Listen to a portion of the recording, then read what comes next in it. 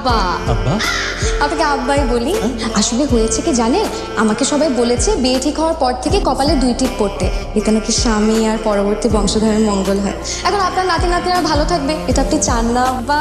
ঠিক আছে তোমার কথা, বাট আমি ডিউকের ভাই আর আমার ওয়াইফ। নীলা কি চাতা বলছিস? অব হতে যাবে কেন? তোর পাত্রের বড় ভাই। আপনার লজ্জা করে না? বয়স্ক একজন লোক এত ছোট একটা মেয়েকে বিয়ে করতে আসছেন? আপনারা কি শুরু করছেন? আমি পাত্র না আর পাত্রের বাবাও না। ভাই সাহেব, আপনারা সরি, আমাদের আসতে একটু দেরি হয়ে গেল।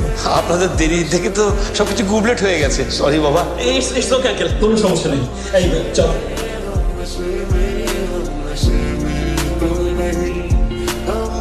ওয়াও, বেশ মানিয়েছে দুজনকে, কালারটাও সেম সেম। কি বলেন ভাই সাহেব? ঘটনা হয়েছে, আজকে আমরা আরেক বাসায় গেছিলাম, আরেকটা মেয়েকে দেখি। আমার বড় ছেলে, ও থাকে কানাডায়, ও ওই মেয়েকে পছন্দ করে। ঘটনাচক্রে ওর মেয়ের নামও হচ্ছে কি নীলা। এখন এই নীলা ওই নীলার নামে নামে বিভ্রাট ঘটে গেছে।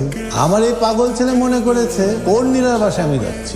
আমি তো জানতাম না ঘটনাটা, আজকেই জেনেছি ওর মার কাছ থেকে। ভাই সাহেব, তা এখন মনে হচ্ছে আমার বড় ছেলের আগে এই পাগলটাকে বিয়ে করাতে হবে, যদি আপনার সম্মতি থাকে। নিশ্চয়ই নিশ্চয়ই, আমার মেয়েটাও তো আপনার ছেলেকে খুবই পছন্দ।